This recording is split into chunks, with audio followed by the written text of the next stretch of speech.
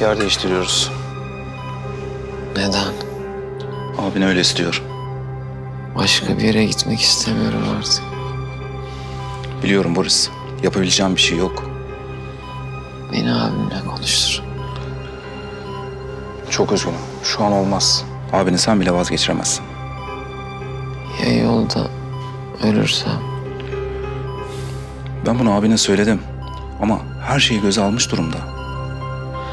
Üzgünüm.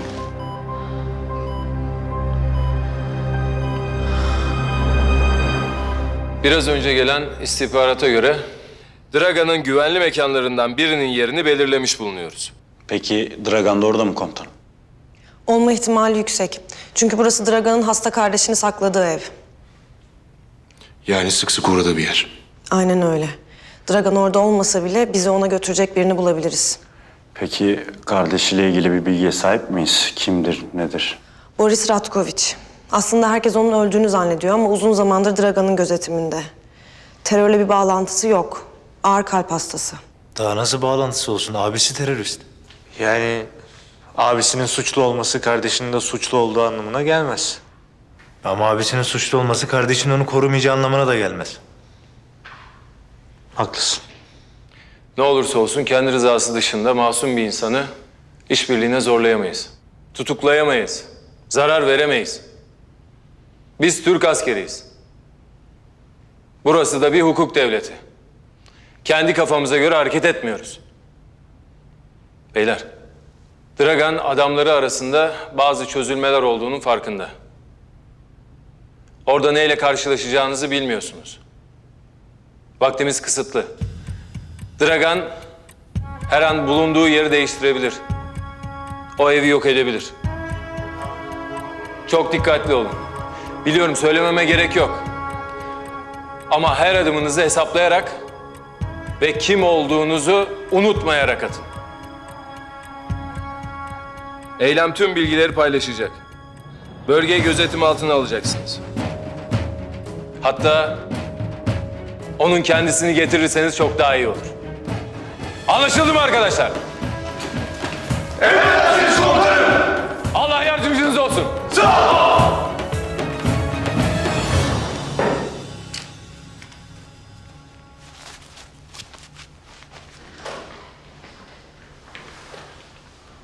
Ya bir şey söyleyeceğim. Dün öyle ne biçim vurdu öyle. Of, sabah kadar kulağım çınladı, uyuyamadım ya. Ya kıyamam ben sana. Ya babamın eli birazcık sert galiba. Ne serti gülle gibi. Neyse.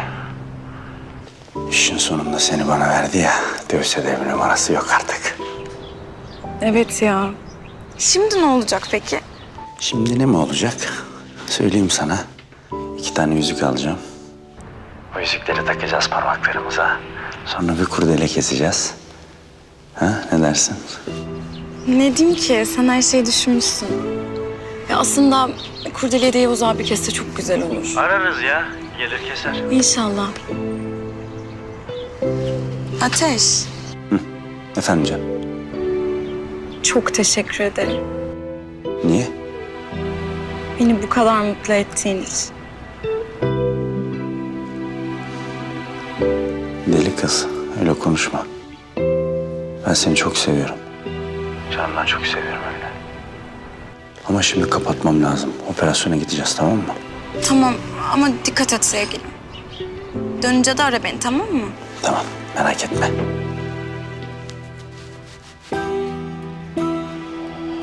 Oo, damat bey çoktan hazır ya. Ayıp oluyor beyler. Bırak şimdi komutanım. Senin de hoşuna gidiyor böyle şakalar. Pardon komutanım.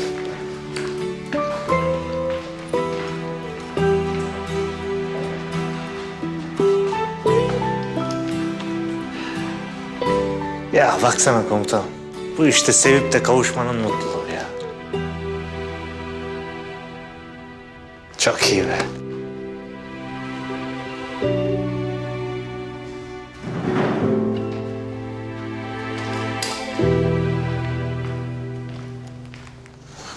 Vallahi müthiş güzel öttün ha. Vallahi bu kadar çabuk olmasını beklemiyorduk. Aşağılık herif satmış beni.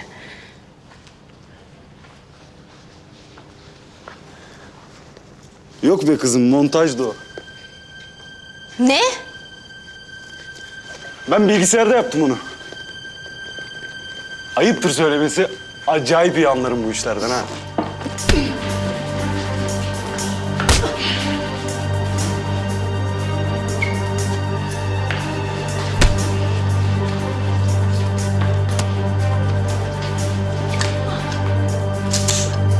Ne yapıyorsun lan? Kaldır ellerini. Hadi.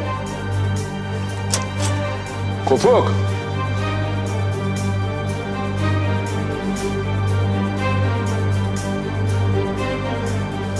Bırak o silahı.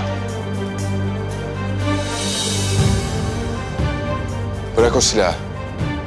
Komutanım acıma, vur şunu.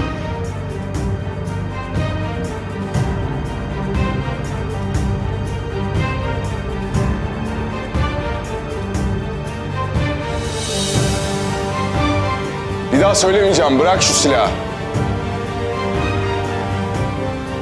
Türk değil misiniz? Hepiniz ölmeyi hak ediyorsunuz.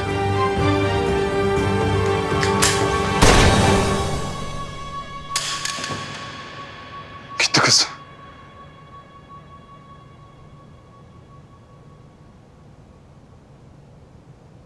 Bunu Dragan'a paketlersin.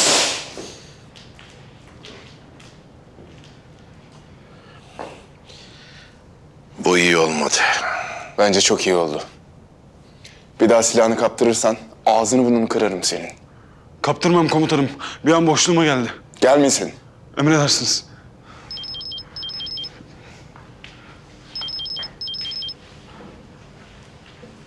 Yemek yiyelim mi? Ben ısmarlarsam olur. Tamam, sen ısmarla.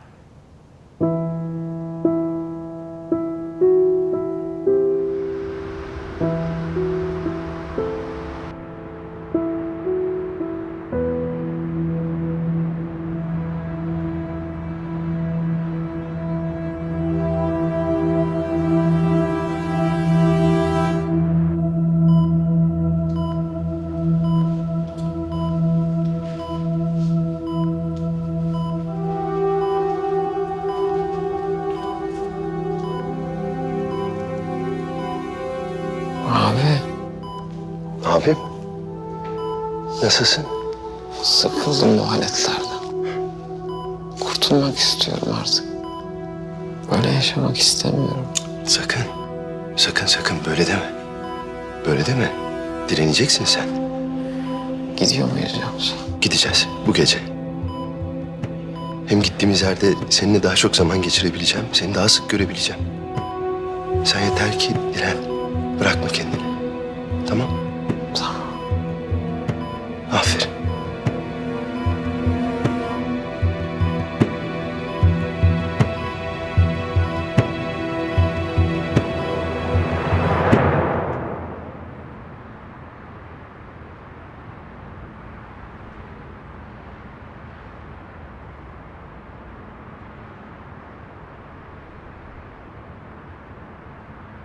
Mızrak 4, mızrak 1. Mızrak 4 dinlemede. Görüşün nasıl? Güney cephesi kör nokta. Batı cephesinde 3 kişiler. Mızrak 5.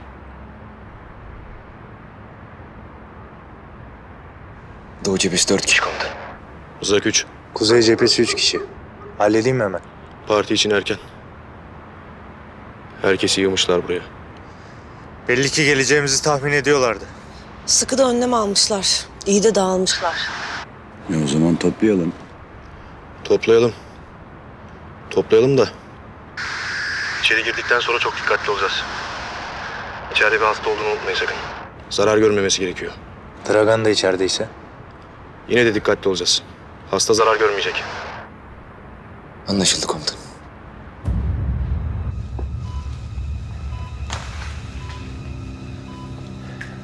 Nedir durumu? Yeni bir tedavi deniyoruz. Yaklaşık 1 saati var. Yarıda kesersek vücudu ters bir tepki verebilir. Zaten çok zayıf. Bünyesi kaldırmaz. Hem Nadia konuşmaz diyordunuz. Yoksa bir şüpheniz mi var? Yo. Nadia konuşmaz. Buna eminim. Ben sadece işimi garantiye alıyorum. Söz konusu olan benim kardeşimin hayatı. Sen de geberip gitmek istemiyorsan sorduğun sorulara dikkat et. İşinin başına yürü, hadi. Hepiniz, herkes işinin başına. Hadi çabuk, çabuk!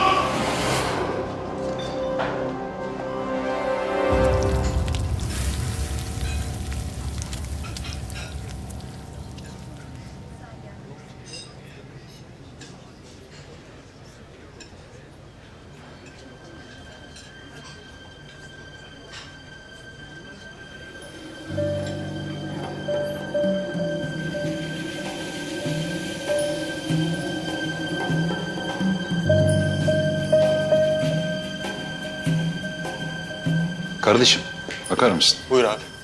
Selami gelmedi mi hala? Yok abi, birazdan gelir. Gelince haber ver. Bekliyoruz. 2 aydır ödemedi. Peki abi.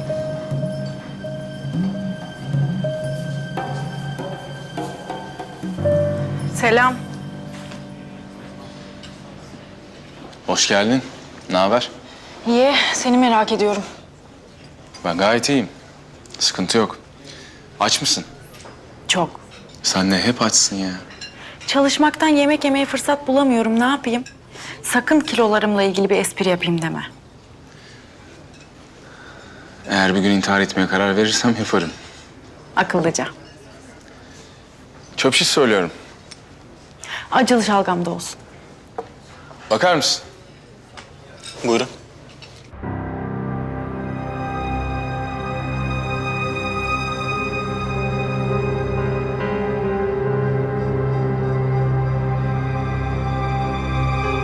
Mızrak unsurları. Vaktimiz daralıyor. Komutanım, yüksek bir giriş mi yapsak? Hastasıyım yüksek girişleri. Yeni arkadaşlara da bir hoş geldin olur komutanım. Dinlemedeyiz.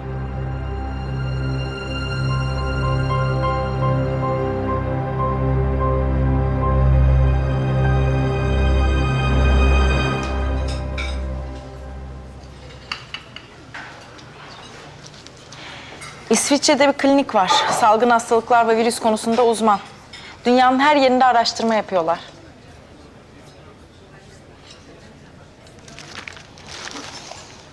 Dinliyor musun sen beni?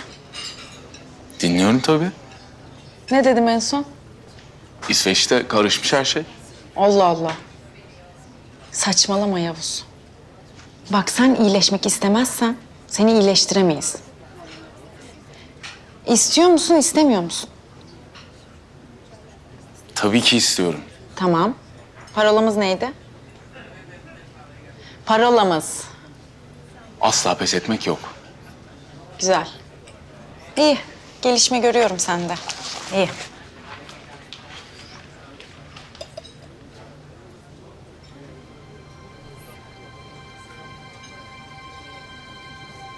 Delikanlı baksana bir. Buyur abi. Şu arka masada oturan adam kim?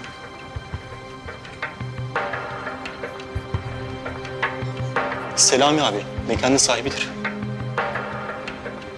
Yanındakiler kim? Abi orasını hiç karıştırma. Anladım. Bir şey mi gördün? Yok. Hadi başlayalım.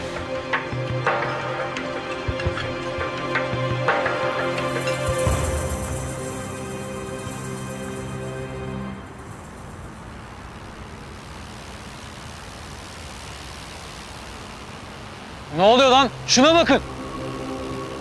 Vur şunu hemen.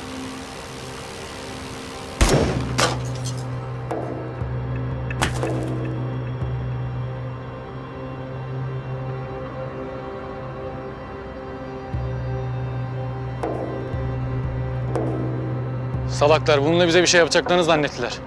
Dağılın bunlar buralarda.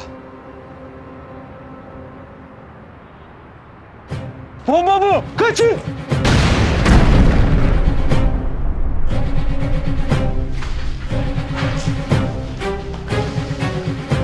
Nadia.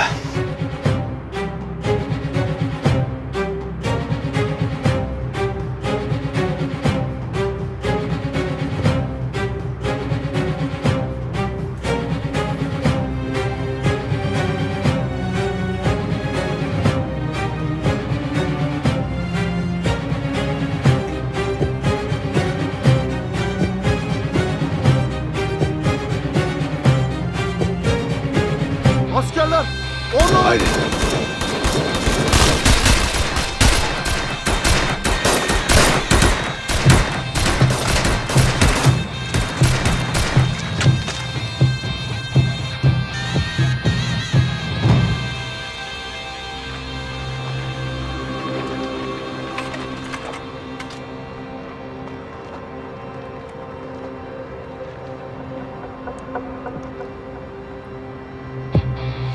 İçeri giren herkesi öldürün. Herkesi. Hemen Boris'i hazırla. Ama hemen! Gözünüz Dragan'da olsun. İçeride olabilir. Anlaşıldı. Hasta ne olacak komutanım? Hastanın yerini tespit ettik. Bu bölgeye sıkmak yok. Emredersiniz. Yiğido Efe, siz burada kalın. Emredersiniz komutanım. Mızrak 3, Anlaşıldı. giriyoruz.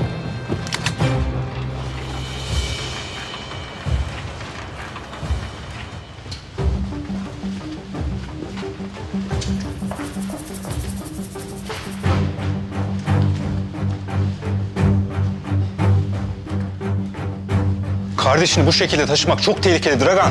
Çıkarın Boris'i hemen arka taraftan. İlaçlar. Tamam, ben alacağım.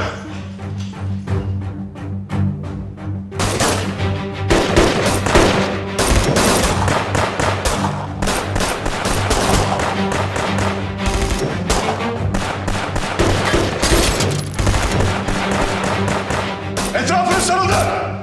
Teslim olun. İçeride bir hasta olduğunu biliyoruz. Ona zarar gelsin istemiyoruz. Teslim olun, atın silahlarınızı.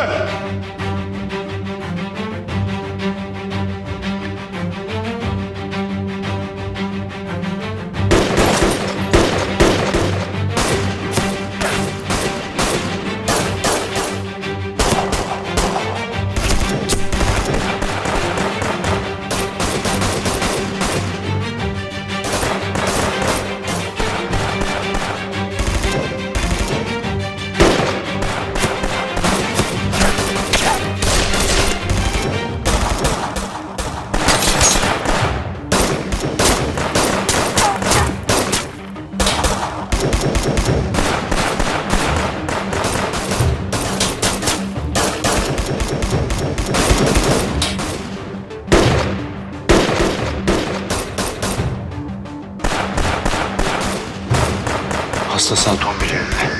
Duvarın arkasında. Sakın oraya ateş etmeyin. Sakın. Anlaşıldı. Anlaşıldı.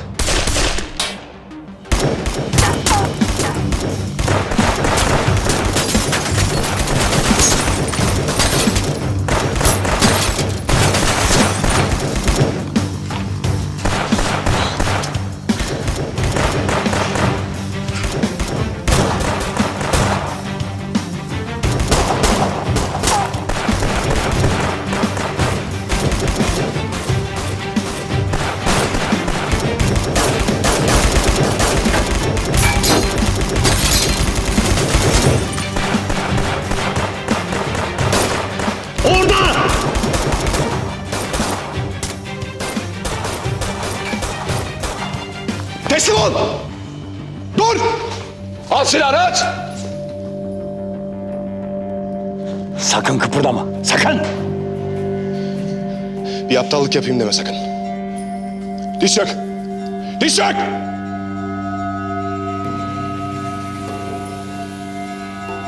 Kulağını kıpırdatırsam beynini dağıtırım senin. Duydun mu beni?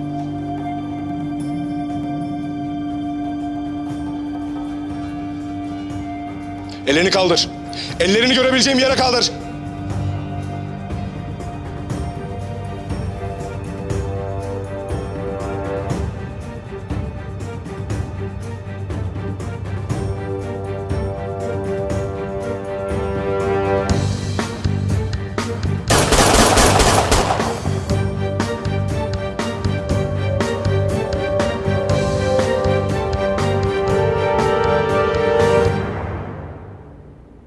Allah kahretsin. Dragan değil bu. Aşık, çaylak.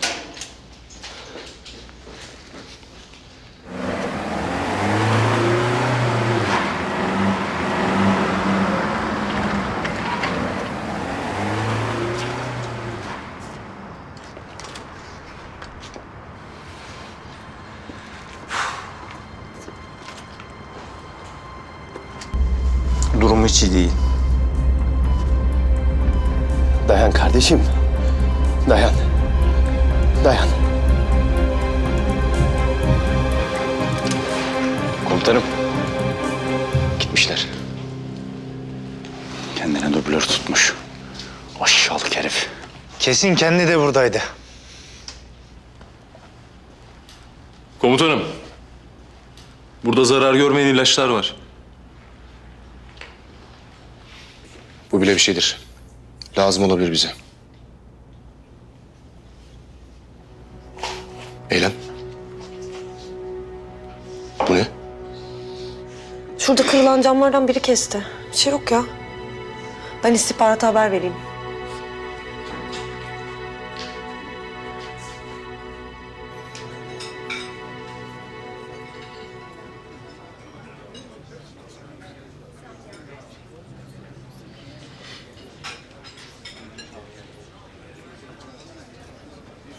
Ne oldu, daldın? Maç var. Kardeşim öldüğü gün maça gidiyordu da fanatikti resmen. Bütün odası sarı laciverttir. Şapkaları, formaları.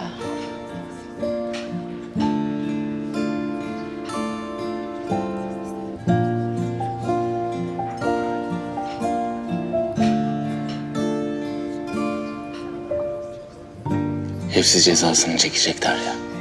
İnan bana. Biliyorum.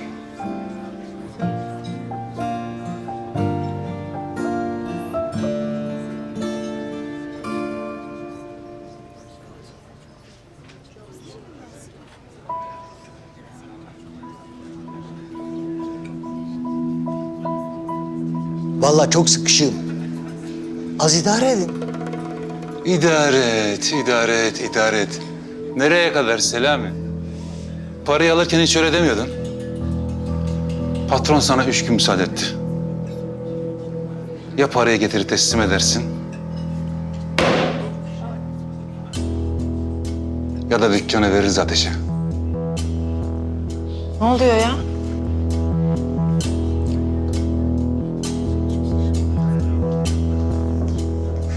Ne oluyor burada? Sen işine bak kadın. Ayağa kalk.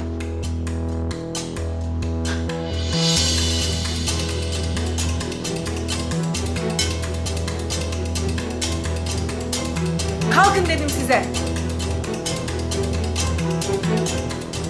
Ver silahını. Akşam akşam başına iş alma. Kimsin sen? Ben terörle mücadele savcısıyım. Sen kimsin?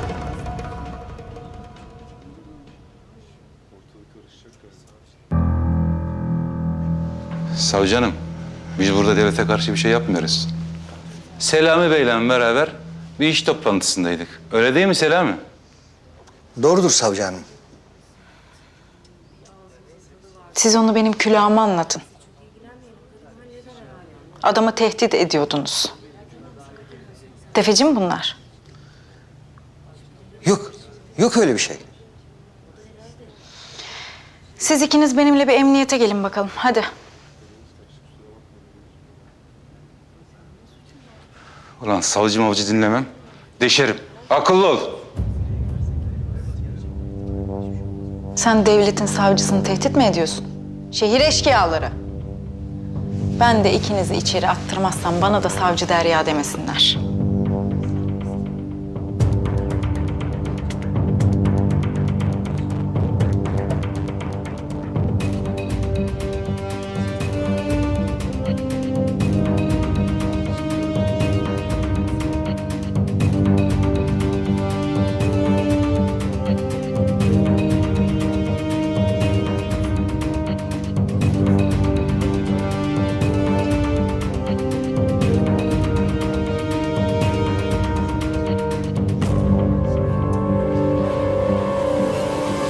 Beyler iyi akşamlar.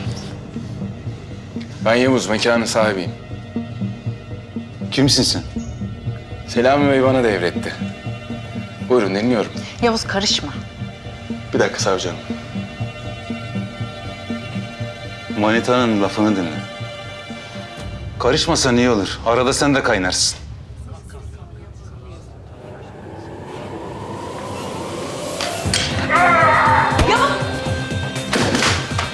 Yavuz! Alo, ben Savcı Derya. Kozyatağı Merkez Mahallesi'ne acil bir ekip istiyorum. Sizi bir daha buralarda görmeyeceğim. Bu bir. Devletin savcısına kafa tutmayacaksınız. Bu iki. Kadınlara karşı daha saygılı olacaksınız. Bu da üç.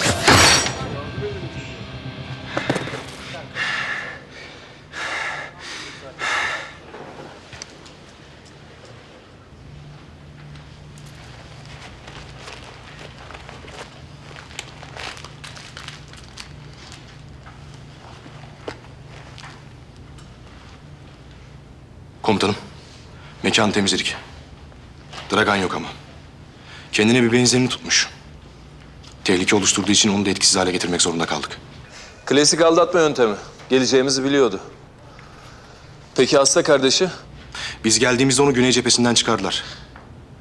Dragan yanında mıydı bilmiyoruz ama. Yanında olabilir. Kaçabilmek için benzerini size yem etmiştir. Peki mekanda işe yarar bir delil bulabildiniz mi? Burada bir takım ilaçlar var komutanım. İşimize yarayabilirler. Eylem şu anda istihbarata bildiriyor. Güzel. İpucu yakalamamızda bize faydası olabilir. Tamam Fethi, geri dönebilirsiniz. Emredersiniz komutanım. Gidiyoruz. Eylem.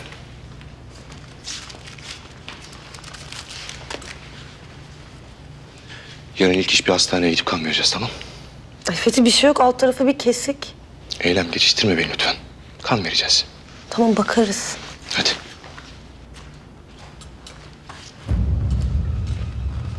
İlaçlarını alabildiniz mi? Adamlar üstümüze mermi yağdırdı. Ne ilacı? Bu hiç iyi olmadı. Sen doktor değil misin? Yeni ilaç yap, bul, yarat, bir şey yap. Doktor değil misin sen?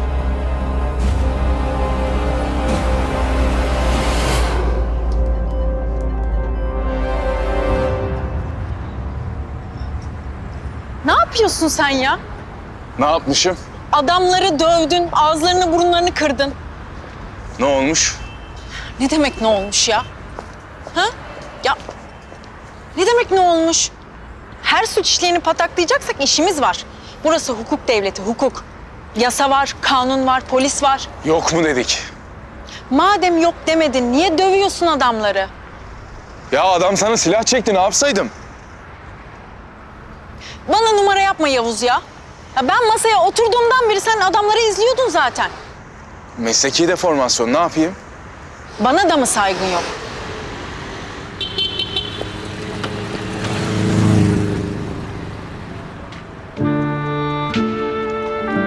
Size saygımız sonsuz savcı hanım. Sandığımdan tehlikeliymişsin. Daha hiçbir şey görmedim. Yalnız bu çok klişe bir sahne. Seni öpmeyeceğim, merak etme. Ben de seni öpmeyeceğim, merak etme. Tehdit edilirsem belki. Amacım sadece hayatını kurtarmaktı. Motosikletten nükleer bir bomba gibi bahsetmen çok hoş. Tehlike tehlikedir.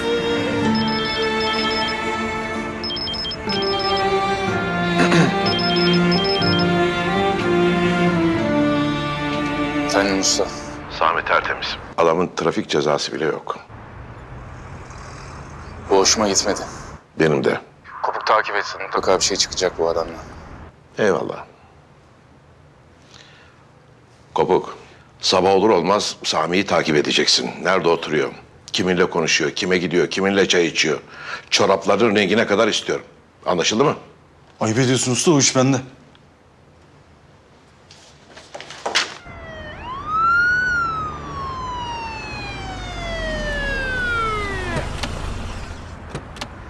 Ben gidebilir miyim? Şu işi halledelim öyle. Tamam. Sayın savcım, iyi misiniz? Biz iyiyiz. Yalnız içeride 2 adam var. Alırsanız.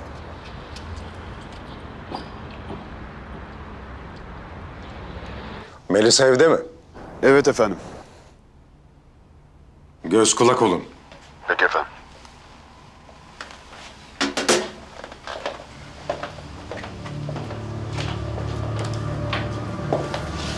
İyi akşamlar beyler. İyi akşamlar.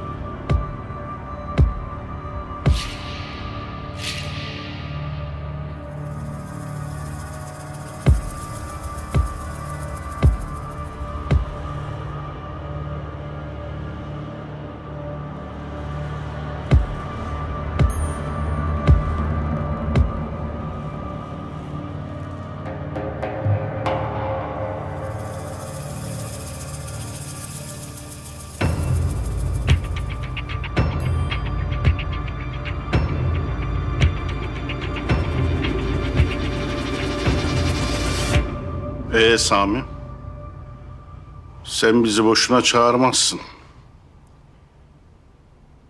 Yine para mı isteyeceksin? Vallahi bende 5 kuruş para kalmadı.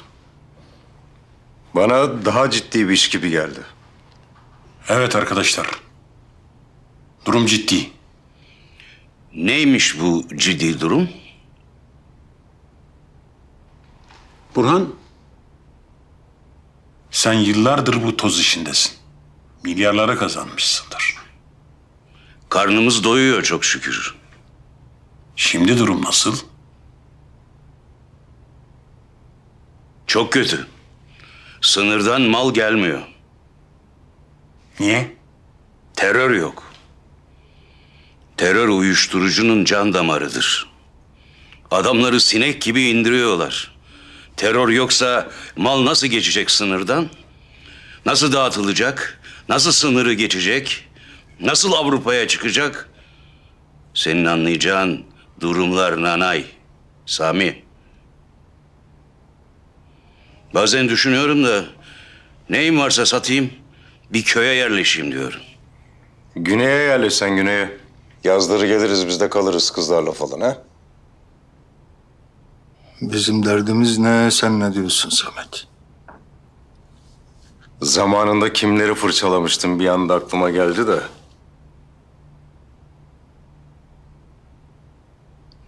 Tarık, sende nasıl durumlar?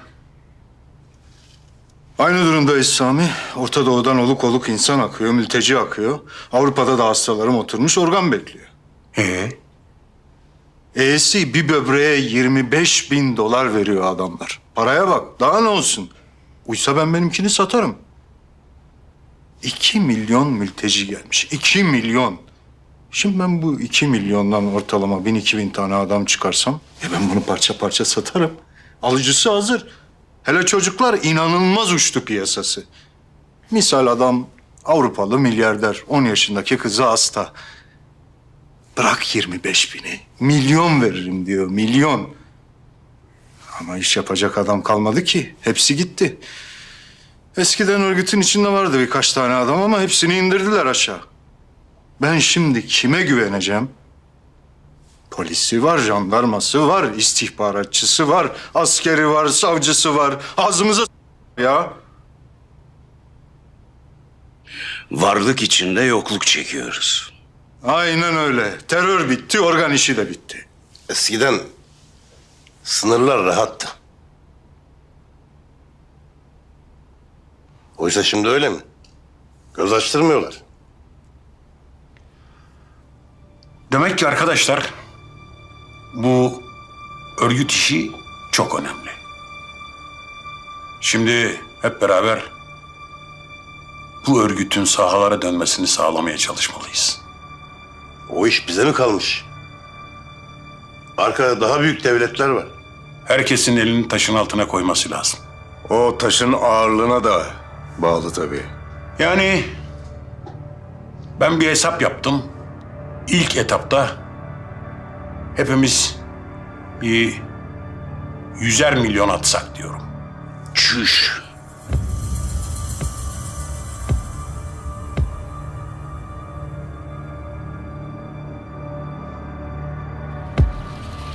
Bir şey mi dedin Burhan? 100 milyon dolar mı?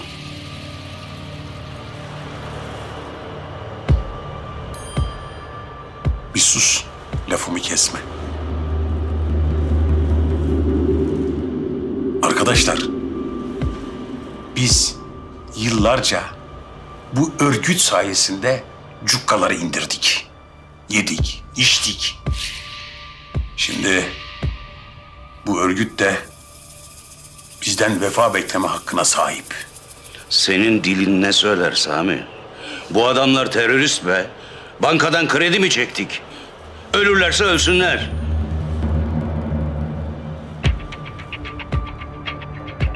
O iş hiç öyle olmuyor güzel kardeşim. Silah var, yabancı medyayı görmesi var, halkla ilişkiler var, lobisi var. Yabancı devletlerden, Avrupa'dan siyasetçi satın almak var. Benim bu işi aklım kesmedi.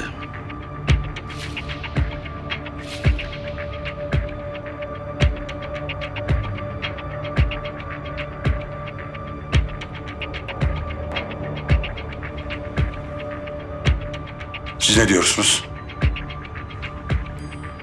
Örgüt güçlenecekse, eskisi gibi olacaksak ve bu konuda yapılacak başka bir şey kalmamışsa, ben 2 katını vermeye razıyım. Al benden de o kadar. Yemişim devletini ya. Veririz örgüte parayı, 2 tane bomba patlatırlar, değişir her şey. İrfan, Ben ekmeğe bakarım. Sen ne dersen olur. Orhan.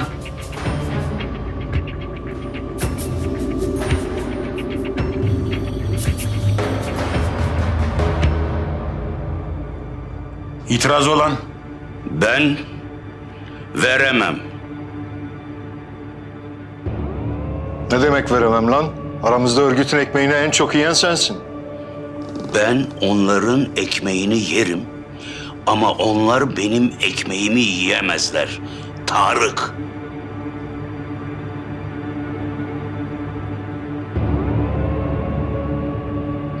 Cahit, sen de baban gibi mi düşünüyorsun?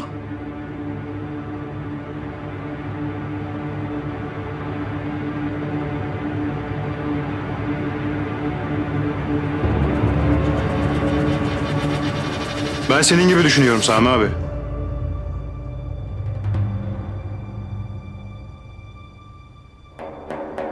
Yarın öbür gün ortaya çıkmayacak mı zaten örgütle iş yaptığımız? Ya Kodes'e gireceğiz ya da mezara. Ortası yok yani bunun. Burhan, bak, oğlun senden akıllı çıktı. Boynuz kulağa geçer ama boynuz da boynuzdur Sami. Biz kalkalım artık müsaadenle. Burası hamam değil. Burası Sami'nin sofrası. Buradan kaçış yok. Ne yapacaksın Sami? Kafama mı sıkacaksın?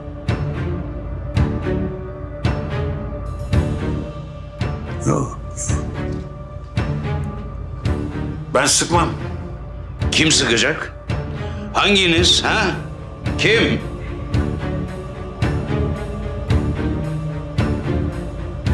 Oğlun.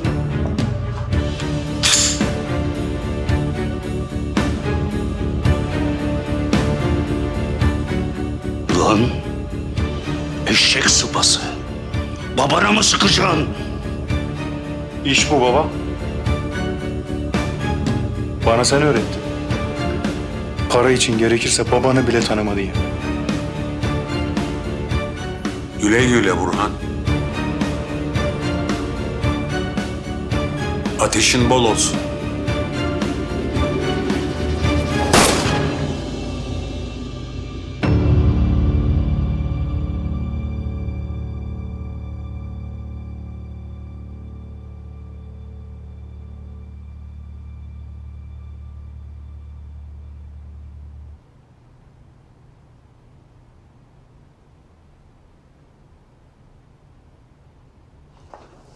Beyler, Burhan aramızdan ayrıldığına göre bu toz işini Cahit'e veriyorum.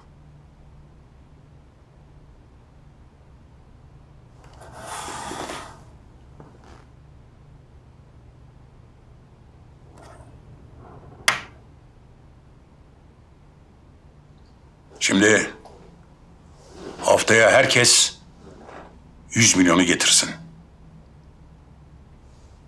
Yine bir araya geliriz. Hadi. Selametle.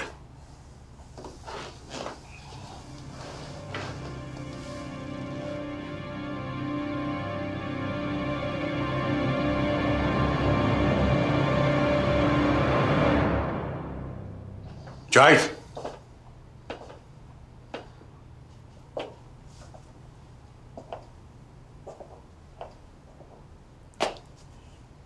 Başın sağ olsun. Dostlar sağ olsun Sami abi. Rahmetli insandı diyemeyeceğim. Adi herifin tekiydi.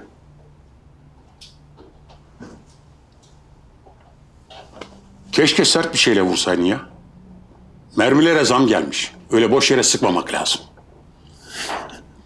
Ha, haftaya gelirken parayı getirmeyi de unutma. Ne demişler? Paralar, bozulmasın aralar. Merak etme Sami abi.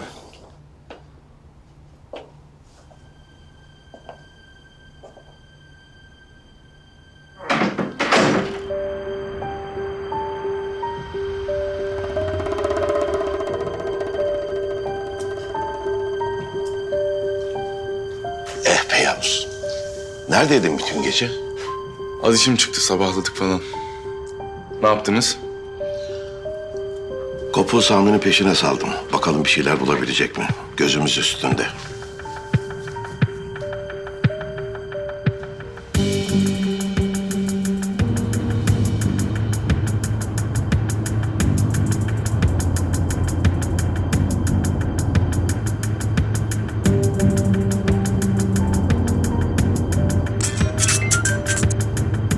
Alo, ne yapıyorsun? Takipteyim komutanım. Fark etmediler değil mi? Yok komutanım. Beni tanımıyor mu? Karda yürürüm, izin belli etmem. Sıkıntı yok değil mi? Neredesiniz?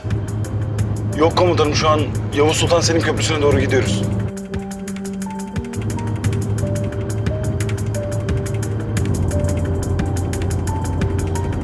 Arabanın lastiklerinin havasına baktın mı? Bana inik gibi geldi. İnikse çok yakar ha. Baktım Sami Bey, merak etmeyin. Aferin. Paralar.